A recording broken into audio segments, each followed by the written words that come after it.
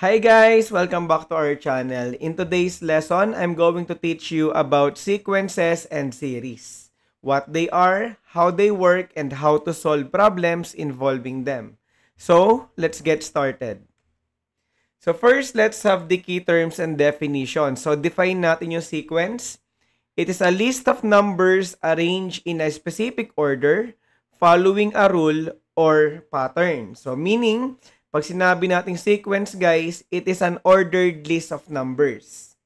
Okay? So sequences can follow different rules or pattern. So minsan nag-add tayo, multiply, or even more complex patterns. Okay? For example, we have 1, 3, 5, 7. Ito ay example ng sequence. So ano yung rule natin dito? Kung mapapansin nyo, nag-add tayo ng 2 sa ating previous term. Tama? 1 plus 2, 3. 3 plus 2, 5. 5 plus 2, 7. Okay? Another example, we have 2, 6, 10, kung saan nag-add naman tayo ng 4. Okay? So, yung 2, 6, 10 is also an example of a sequence. Okay? Next, we have 3, 6, 12, 24, and so on. So, dito naman, ang pattern natin is nagmumultiply tayo ng 2. Tama? Dun sa previous term. So, 3 times 2, 6. 6 times 2, 12. 12 times 2, 24, and so on. Okay? Ito ay example din ng sequence. Next, we have a series. So, when we say series, it is the sum of the terms of a sequence. Okay? So, in other words, if a sequence is a list of numbers, a series is what you get when you add those numbers together. Ibig sabihin, ipa-plus nyo lang yung mga terms natin sa sequence. For example, for the sequence 1, 3, 5, ang series natin dyan is 1 plus 3 plus 5, which is equals to 9. Okay? So again, ang series is the sum of the terms. No? So plinas lang natin yung mga terms. Another example, for the sequence 2, 6, 10, the series is 2 plus 6 plus 10. Okay, so pwede nating isolve, simplify. 2 plus 6 plus 10, that is 18. Okay, naintindihan ba yung difference between the sequence and series? Next, define naman natin yung finite series, no? When we say finite, it is a series with a definite number of terms. Ibig sabihin, nabibilang natin yung number of terms. For example, okay, meron tayong series na 2 plus 4 plus 6 plus 8. Okay, since may ending yung ating series, pwede natin bilangin yung number of terms. So, we have 1, 2, 3, 4. So, we have 4 terms. Nakuha? Another example of finite series, we have 5 plus 10 plus 15. So, ang number of terms natin, we have 3. Tama? Next, letter C, we have 1 plus 1 plus 2 plus 3 plus 5 plus 8. Okay, since may ending yung ating series, pwede natin bilangin yung number of terms. So, we have 1, 2, 3, 4, 5, and 6 terms. Okay, naiintindihan ba yung finite? Okay, ang counterpart naman nito guys is the infinite series. When we say infinite, it is a series that continues without end, walang katapusan.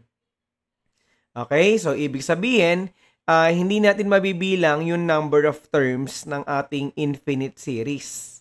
For example, we have 1 plus 1 half plus 1/4 plus 1/8 and so on. Okay? So, may ellipsis. Ibig sabihin, it continues without end.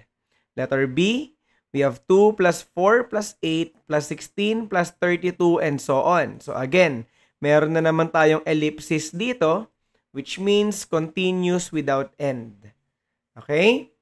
Letter C, we have 1 plus 1 plus 2 plus 3 plus 5 plus 8 and so on. So, may ellipsis. So, again, wala na naman siyang katapusan. Okay? So, anong pinagkaiba ng finite and infinite? Kay finite, guys, pwede nating masolve yung series. Tama? Ipagpa-plus lang natin, then makukuha natin yung total. Kay infinite series naman, since it continues without end, so imposibleng ma-add natin lahat ng terms. Tama? So, hindi natin yun mako-compute kay infinite series. Kaya kay infinite series, guys, ang gagamitin natin is yung partial sum. So, when we say partial sum, so it denoted by S sub n, the sum of the first n terms of a sequence.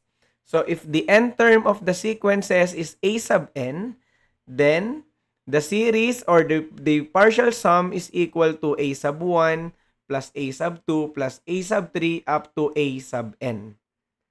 Okay? So, pag sinabing partial sum, guys, pinaplus natin yung first n terms nung sequence. For example, so in the sequence 1, 3, 5, 7, 9, and so on. So, dito guys, we have infinite series or infinite sequence. Tama? And then, we are asked to get S sub 3. Yung partial sum nung 3 terms. So, ano yung first 3 terms natin? We have 1, 3, and 5. So, pag kinuha mo yung series niyan o yung partial sum, that is equal to 1 plus 3 plus 5. So, simplify, that is equal to 9. Okay? Ang S4 niya naman, syempre yung first 4 terms. 1 plus 3 plus 5 plus 7, that is equal to 16. Okay? Naiintindihan ba yung partial sum? Another example.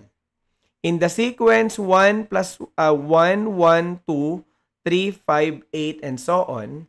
So, pag pinakuha ko yung S4, kukunin ko yung total ng first 4 terms, no? So, 1 plus 1 plus 2 plus 3. So, that is 7. Okay? Ang S5 naman, that is 1 plus 1 plus 2 plus 3 and plus 5. So, ang total niyan is 12.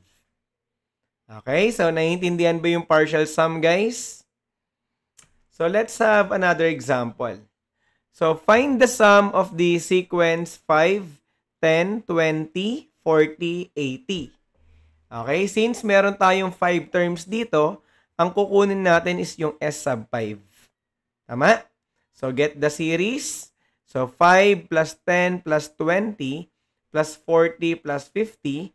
So, ang series natin is equal to 155. Okay? Next, number 2. In the sequence 3, 7, 11, 15, 19, 23, and 27, and so on. So, ang pinapagawa sa atin, find the sum of the first 4 terms. Ibig sabihin, ang kukunin natin yung S sub 4. Tama? Yung partial sum. So, ano yung first 4 terms natin? 3 plus 7 plus 11 plus 15. Okay? So, total natin yan. Ang S sub 4 natin is equal to 36. Okay? This is the sum of the first 4 terms. So, next, find the sum of the first 6 terms naman. So, ang kukunin natin yung S sub 6. Tama? So, that is 3 plus 7 plus 11 plus 15 plus 19 plus 23.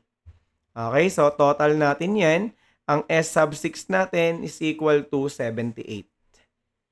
Okay? So, naiintindihan ba guys kung paano mag-compute ng series at saka ng partial sum? So, next, let's have the example number 3. Kirby decides to save money every week to buy a bicycle. He starts by saving 100 pesos in the first week and increases his savings by 50 pesos each week. So, ano yung mga pinagagawa sa atin? Letter A. How much will Kirby save in the 5th week? Letter B. What is the total amount saved after 5 weeks? Okay, so ito guys is an application of a sequence and series. Okay, so for the solution, let A sub n be the amount saved in week n. Okay, so nakadepende yung ating number of terms, depende sa number of weeks. Tama? So balikan natin yung problem. Sabi dito, si Kirby, he starts by saving 100 pesos in the first week. So, meaning to say, ang first term natin o A sa buwan is equal to 100. Ito yung ating starting point. Tama? So, continue natin yung given. Sabi dito, it increases his savings by 50 pesos each week. Ibig sabihin, dinadagdagan niya yung savings niya. Okay? Ay, dinadagdagan niya kung magkano yung sinesave niya per week. So, kung 100 pesos yung sinesave niya sa first week, sa second week, ang isasave niyang money is 150 pesos. Mag-a-add tayo ng 50. Okay? So, sa third week, plus 50 ulit tayo, dun sa second week, magiging 200 pesos na siya sa third week, yung kanyang isasave. Then, sa fourth week naman, plus 50 ulit, ang isasave niya naman is 250 pesos. Okay? And then, sa fifth week, which is yun yung pinapahanap sa atin, mag-a-add tayo ng 50 dito. So, that is 250 plus 50. We have 300 pesos. So, therefore, in the fifth week, he will save 300 pesos. Ito yung isa-save ni Kirby sa week 5. Okay? Ngayon, letter B. What is the total amount saved after 5 weeks? So, ang pinagagawa, kukunin mo lang yung total amount. Yung series. Okay? So, that is 100 plus 150 plus 200 plus 250 plus 300. Okay? Ang pinapakuha yung series, no? So, solve natin yan. Ang S sub 5 natin is equal to 1,000. Okay? So, therefore, Kirby will save 1,000 pesos in 5 weeks. Okay? So, naintindihan ba guys kung paano natin sinolve yung ating problem? And that's it for our lesson today. I hope you were able to understand the topic. So if you have any questions or clarifications, feel free to drop a comment below. Okay? So thank you guys for watching. This is Prof. D. See you in the flip side. Bye!